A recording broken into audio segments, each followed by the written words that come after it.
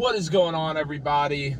It's your boy John, and welcome back to GearBocks. So today we're in the truck. We're talking about trucks, and by the title of the video, you know that we are talking about 5 reasons why I decided to purchase my 2019 F150 XLT over a comparable model Chevy Silverado.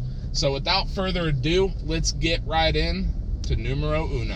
One of the first things that I kind of made the decision on as it related to buying this truck over another is going to be exterior styling. I know this is something that, can change person to person.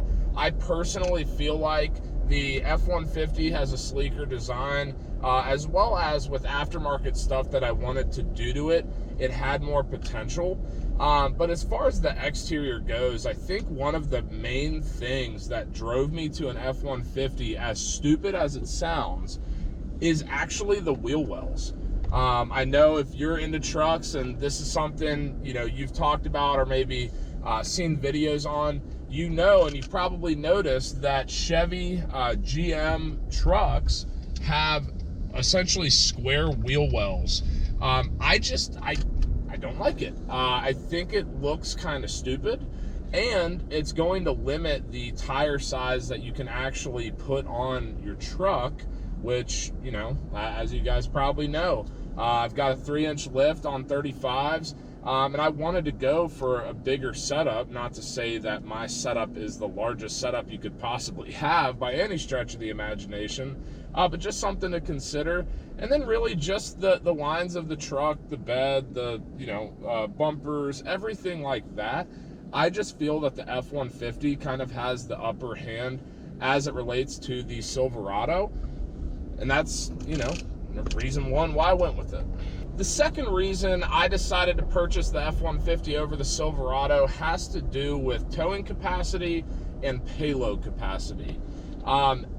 As I've talked about previously, towing and loading the truck down with a bunch of stuff is not necessarily something that I'm going to do all that often, but I really wanted to have the option to do so. My family, we've got a boat, we've got jet skis, I go on road trips, I like to do yard work and go hunting and this and that, so I wanted a truck to have the versatility to do what I want. And when it comes down to it, there's not that much of a difference. The towing capacity has 1,000 pounds more on the F-150, so 13,200 versus 12,200. But the payload capacity as well. You're looking at a payload capacity of 3,700 pounds, where the Silverado is 2,500 pounds. So it's just something that I definitely considered in the buying process. It was by no means, an end-all be-all type of figure, but it is something I did want to take into consideration, and I'm glad that I did it. I actually, and spoiler alert, as far as an upcoming video, this truck didn't come with a tow package on it, so I'm going to need to install a towing package, get a trailer hitch, all that sort of stuff. But at that point, I now have the ability to do more with the truck than just, drive around and put stuff in the bed. I can actually tow boats, 4-wheelers, whatever, and just essentially use a truck for what it's built to do. So that's definitely going to be reason number 2. And now let's get on to number 3. So for the third reason why I chose the F-150 over the Silverado is going to be pretty much related in a lot of ways to the towing capacity and payload capacity, but it's going to be horsepower. Now, horsepower is not everything, especially in today's world where we're lowering the number of cylinders, adding forced induction like this. I've got the EcoBoost V6 twin turbo model of the F-150, but when it comes to horsepower, there's a pretty considerable jump, from 375 horsepower in the F-150 to 310 in a similar spec Silverado, and then from torque as well. This model particularly has 470 foot-pounds of torque, whereas the Silverado, I believe, is hovering around 350. So once again, it's just something where, do I need all the horsepower in the world? No. If I wanted more horsepower, I could have got a V8. I could tune this truck. I could do a lot to bump both horsepower and torque numbers, but I was more interested in having just a little more horsepower. One, for the towing and stuff like that, but two is, once again, I knew what I was going to be doing to the truck in some way, shape, or form. A part of that being putting larger wheels and tires on it. So I didn't want to have such a large rotational mass of the aftermarket wheels and tires, taking away essentially a larger percentage of that horsepower. I wanted to have the power to still be able to get up and go and to tow and, overall drive the truck comfortably.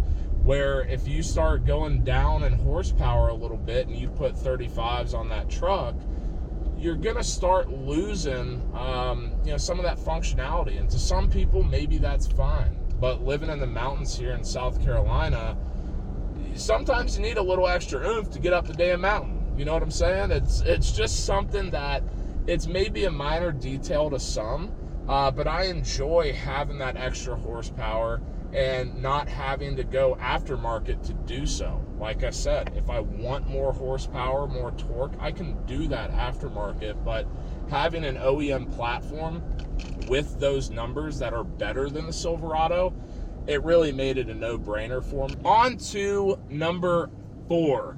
Once again, kind of piggybacking from the towing capacity, payload capacity, then on to horsepower and torque. For number 4, we're going to talk about the transmission. Now, disclaimer here, guys. I know, I hear you. There are issues with this transmission, historically speaking. I get it.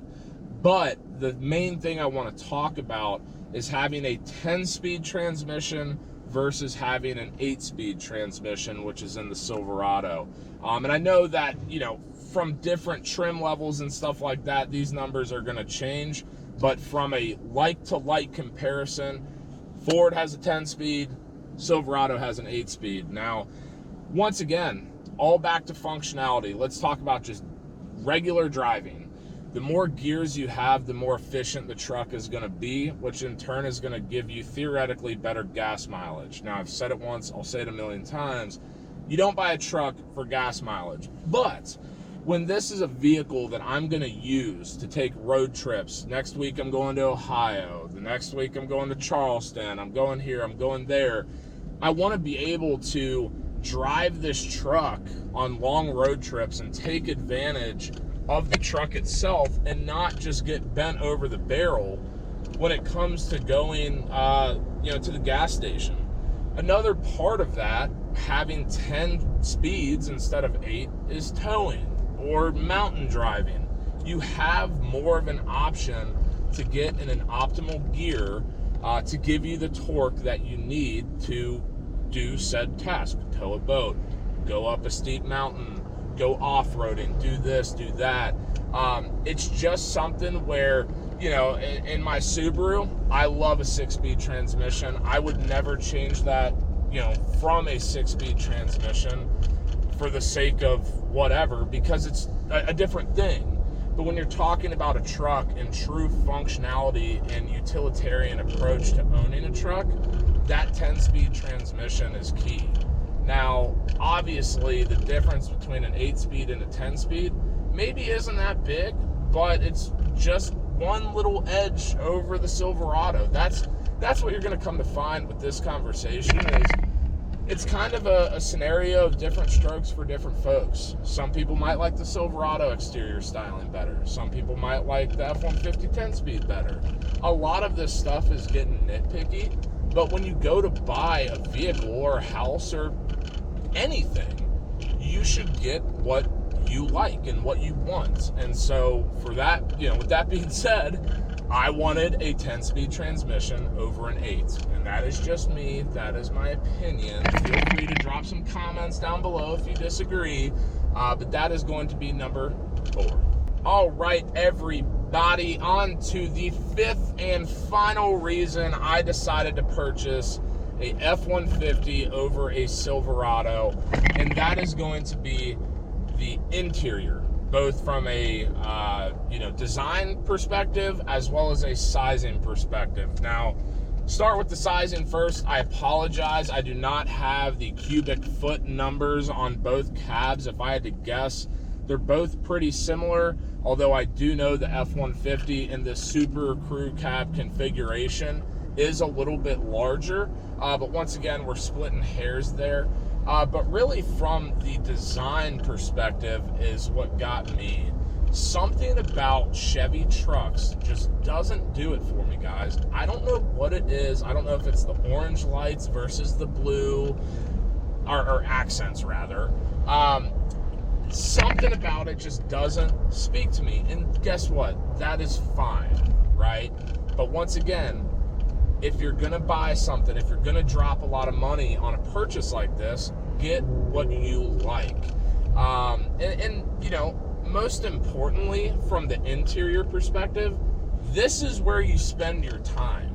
You have to like what you see here. The outside, it matters, right? That's why we do modifications. That's why we wash our cars to look good. That's what everyone sees driving on the road. But the interior is your cockpit. That's where you live. So if you don't like it, if you know, whatever, sure, there are things you can change, but I don't know. Long story short, the Chevy just doesn't speak to me. I much prefer the F-150 interior styling over the Chevy, and that's just it. So anyway, guys, I hope you enjoyed today's video. If you did, give this video a big fat thumbs up. As always, hit subscribe, hit the notification bell, be active in the comments, and until next time, peace.